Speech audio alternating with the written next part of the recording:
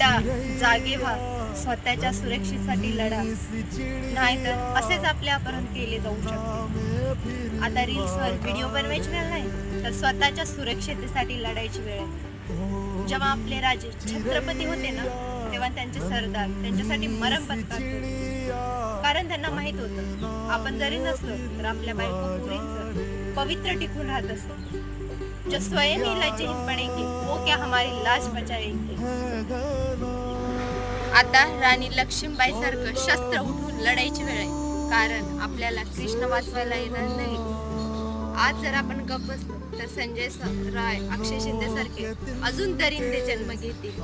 आता मेणबत्त्या पेटवायची वेळ नाही, तर त्यांना भर रस्त्यात पेटवायची वेळ आहे. जे त्यांच्या सोबत घडले ना ते आपल्या सोबत घडू शकते. त्याच्यासाठी उठा, लढा, स्वतःच्या सुरक्षेसाठी आवाज